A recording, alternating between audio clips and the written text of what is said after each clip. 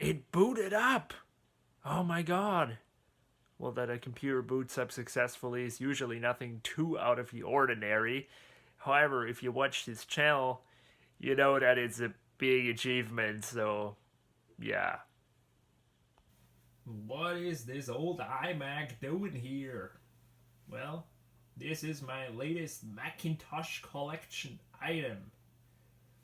I bought it unintentionally, as I do with lots of my computers for some reason, but but I just had to get it because this was listed for 25 euros only, and I managed to get it for 20 euros. Now, the guy didn't know jack about it. He knew that it was an iMac, and he knew that it didn't boot up. And, it was turning on, he said, but it was stuck at the Apple logo. And it was doing the same when I had it for the last days because I bought this, I think, 4 days ago now, and it was always constantly at the Apple logo. It wouldn't boot. It would take ages and ages to boot, and just get stuck. But now I booted it up once again, and I left the room, and it booted up. It was throwing me some error messages in the face, and I had the suspicion already when I got it, because I thought, my first thought was when it turns on and it doesn't boot, it's either something with the PRAM, so I can fix it with a PRAM reset, or it's the hard drive. And it turned out to be right. It is the hard drive. The hard drive in this is bad. It surprises me that it actually boots right now, but I played around with it a bit, and it randomly gets stuck. It's very weird. It will work for some time just normally, and then randomly it will go to the beach ball and just freeze for a minute or so, and then unfreeze and go back to normal. And when your hard drive is doing this, please, I urge you to save your data and get a new one, or do at least a hard drive health check, because that is very, very risky. This could fail any moment. This might be the last boot of it. Who knows? So the first thing I did is I went into disk utility, which is here, and I found out that, yes, there you go, the proof. The drive has a hardware problem that cannot be fixed. And then I also ran a smart test. I can run it as well. I've got here a smart utility, only a trial version, but it should work anyway. Yeah. And when it's doing here, it says, ooh, failed. And it has 764 bad sectors. So, yeah, this 160 gig Western Digital is, it has hopefully lived a fulfilling life, and it will leave us anytime soon.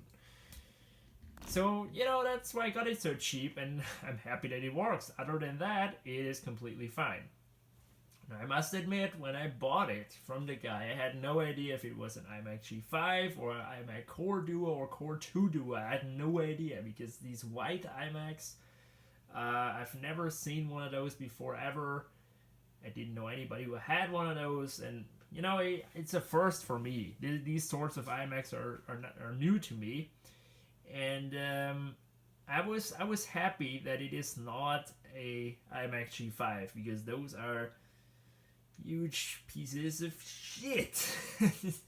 Now, the iMac G5s are so shit because they had all sorts of capacitor problems and monitor problems and power supply problems and whatnot, just all sorts of problems, and it's very hard to find working ones in online, or ones that are not having any sort of issue. They all have issues. So I was happy that it's not a G5, but I also knew that the Core Duo models also had some of these weird issues. If you read the forums, people also say that the Core Duos are also not the most reliable iMacs ever made. And so, I'm sort of happy that I have not a G5 iMac and also not a Core Duo iMac. I do have, I'm going to give you one letter more, a Core 2 Duo iMac. Now, this is cool because I think, I'm not sure, but Apple might have finally figured these problems out with these sorts of iMacs, and maybe made this more reliable. I have no idea. There's nothing wrong with it except the hard drive, so the reliability is maybe not 100%, but the rest of the hardware is, working fine. It doesn't have graphic issues, it doesn't have a monitor problem, the speakers work, everything works except the hard drive. So, this looks pretty good to me since it's a late 2006 machine that's already pretty old. Now, this has a 2 gigahertz Intel Core 2 Duo. It has the Merom processor, so this must be one of the first Core 2 Duo iMacs ever made. And if I'm not totally wrong, this processor is also in my 27 MacBook Pro. It might run with a different clock speed. It could also be 2 gigahertz. I really don't know at the moment, but it's the same processor for sure. And it has 2 gigabytes of RAM, which is, quite a lot. And I think it might have been upgraded because 2 gigs in 26 is definitely a lot. And that's, cool because I think it's the most it can take. It has 2 1 gig modules, DDR2 RAM. I think that's the most it can take. That's pretty nice. So other than this failed hard drive, I think I got quite a good deal with this Core 2 Duo and 2 gigabytes of RAM. Now, internally, it's an iMac 5,1, and it has this beautiful monitor. This is one of those things that really surprised me because this is definitely an old machine, 2006 is quite an old age. And this monitor is so beautiful.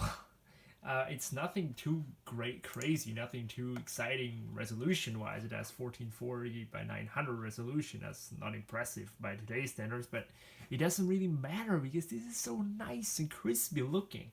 It just surprised me a bit, to be honest. I expected a worse monitor, and it also doesn't look worn or, that it's gonna give up anytime soon. It doesn't have any pixel issues or anything. It's so nice and sharp, and it surprised me. It does really have a nice screen.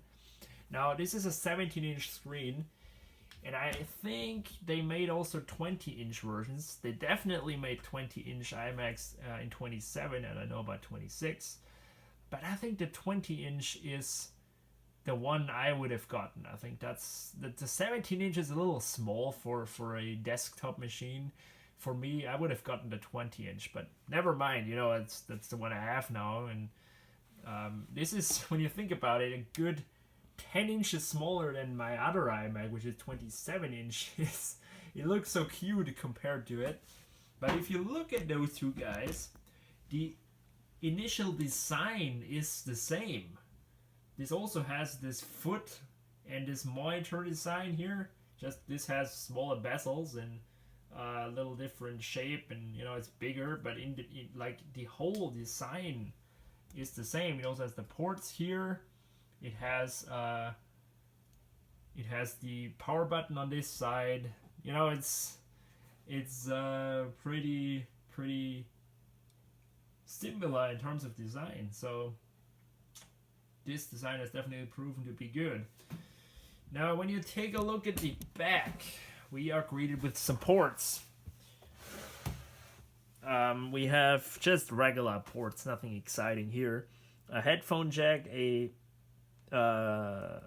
microphone, 3 USBs, 2 FireWires, a Ethernet, and a mini DVI. And here is the power input and the power button. And there's a cooling fan, and there's a whole vent up here also. And you also have a optical drive. Do you have an optical drive? Yes. On the other side there's nothing, and on the underside here there is the door to upgrade the RAM and also some more cooling vents. As cool as it is, there's no way around it. I need to replace the hard drive in it. With this old hard drive, I can not really rely on it anymore. I don't know if it ever boots up again, so that's why I left it on a little bit to play around with it. It does work. It freezes here and there. It's very interesting. But yeah, it definitely is a failing hard drive, and this needs to go. Now, at the end of the day, this is an iMac, and iMacs are not really known for their ease of access of their parts. And I thought it's not so bad as with those, but it's actually quite similar. You have to take out the screen and do a lot of work to get to the hard drive. So, meh, it's definitely harder than I first thought, but it's nothing you can manage. So I will do that in the future. This needs a new hard drive. And if I have this new hard drive in, this is perfect. This is in such nice condition even. It has no cracks. The only physical damage it has is very noticeable. Up here it's a little scuffed. And that's everything, it's nice condition, nice price. It's also nice looking because these white iMacs, they're still looking nice. It's definitely not looking old to me. Yes, there are reviewers on YouTube who are always so keen on their bezels, and I don't really give a crap about bezels as long as the monitor displays everything. I really couldn't care less about the freaking bezel size, but they might say, oh, the bezels are so thick, oh.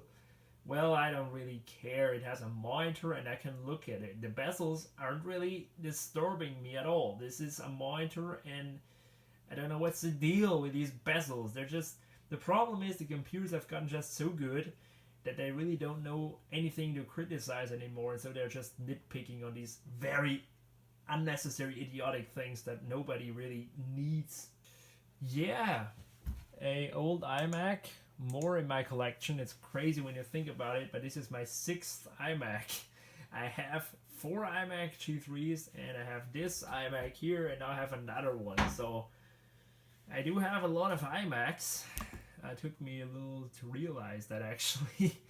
But, it's cool. They have their charm, and this is a pristine example. It's so nice shaped. It's not scuffed or beat up, and it's working. So this is a Core 2 Duo. I could go higher. I could go to Lion officially. Unofficially, you can hack this and run even, I think, up to El Capitan. However, the graphics will be problematic.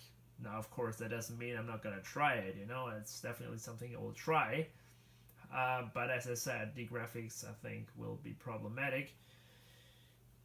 Anyway, Snow Leopard runs very nice on it, so if I'm done with this odyssey of trying and getting a newer version than supposed to run on here, I will probably install Snow Leopard again. This is running so nice, even on this clunked out old hard drive that is about to give up.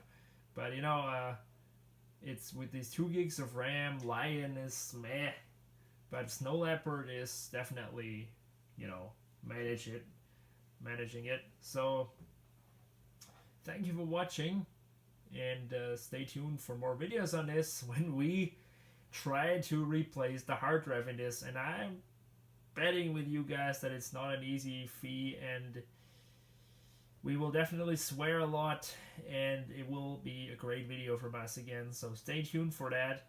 I have no idea what hard drive I'm gonna put in it. I have here a 500 gig hard drive laying around, and I think this is the one it will receive, just because I don't have a different one. I also have a 1 terabyte, but that's a little overkill.